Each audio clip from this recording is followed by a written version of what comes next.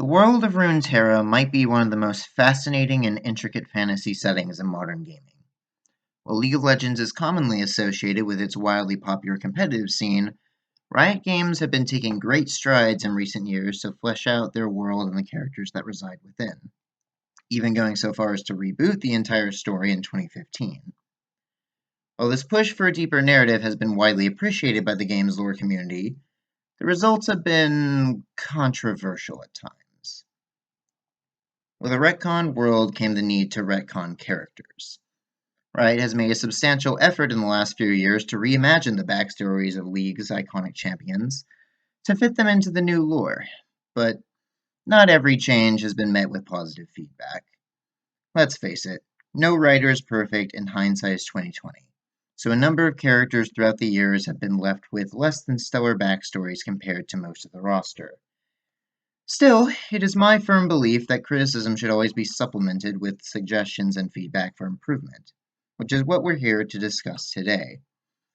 Hello and welcome to Runeterra Rewrites, a series in which I'll be offering my own takes on League's most controversial stories and champions. My aim is simple, to propose alternative versions of these stories that better match the characters' themes and concepts, without needing to alter anything regarding their in-game designs or voice lines. With all that being said, please sit back, relax, and let us begin, shall we?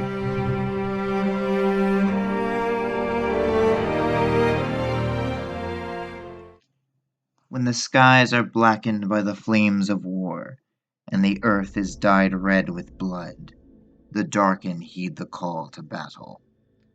For as long as conflict has existed among the races of Runeterra, the Chaos Blade has manifested to those deemed worthy, turning the tides of battle at the cost of slowly wearing away at its wielder's humanity.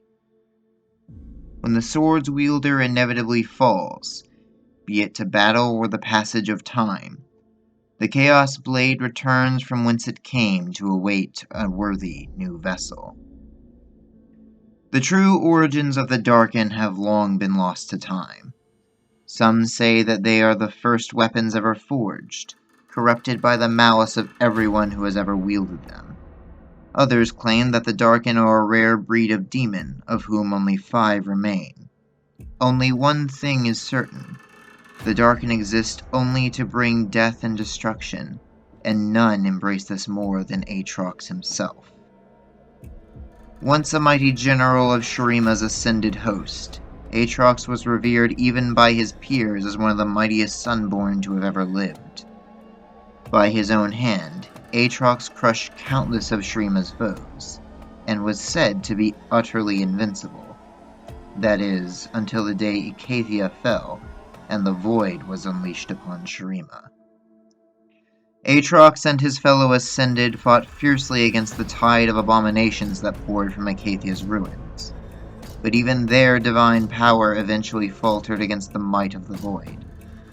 Many Ascended lost their lives to these horrors, and even Aatrox's great strength eventually waned. It seemed as though he too would soon succumb, but then a miracle occurred. A peculiar blade manifested amidst the sea of madness, and Aatrox could feel the weapon calling out to him.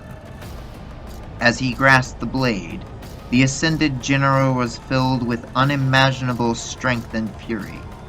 Aatrox's soldiers watched in amazement as he felled the Void's horrors with renewed vigor, rallying under him even while the other Sunborn regrouped near the capital.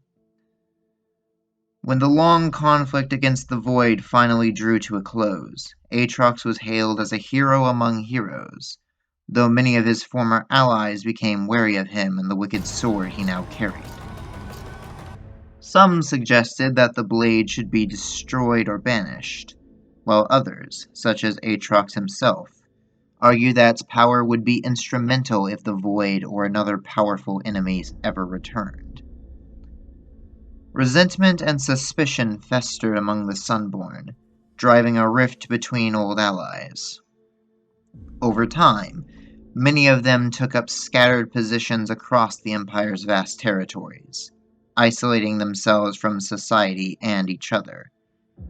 They remained united only in the shared goal of protecting their empire, until the sun disk fell. Following Xerath's ascension and the death of Emperor Azir, years of growing tensions erupted across the desert. Some Ascended raced for the chance to fill the now vacant seat of power for themselves, while others insisted on finding a means to restore the royal dynasty. Debate soon turned to bloodshed, and Shurima was engulfed in a war that lasted for centuries. Many of the Ascended turned to wielding forbidden magics to even the odds against their former comrades. Some even took up Darkin weapons of their own to stand against the mighty Aatrox.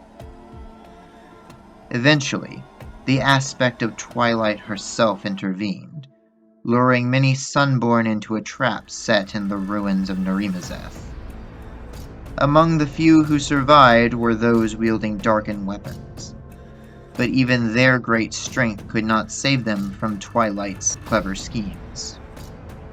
The aspect taught the mortals of Shurima a forbidden ritual to bind the Sunborn's flesh within their own weapons, so that Ascended and Darkin would both be sealed away in one fell swoop. Now bound to the physical realm, the Darkin weapons were scattered across Runeterra and hidden away, never to be wielded again. And yet, imprisonment only drove Aatrox into deeper madness. Isolation in the darkness with no sight, sound, feeling, or voice chipped away at the Sunborn's sanity until only hatred and bitterness remained.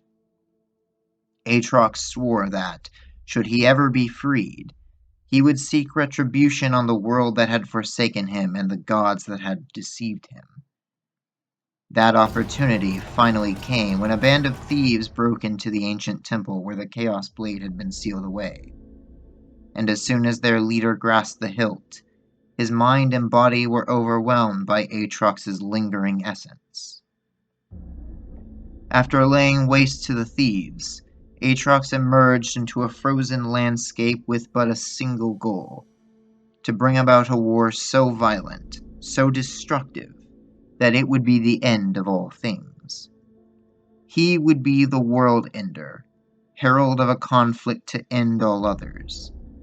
With every foe he slays, with every swing of his sword, Aatrox brings himself one step closer to fulfilling his grand mission, even if it means his own destruction in the process.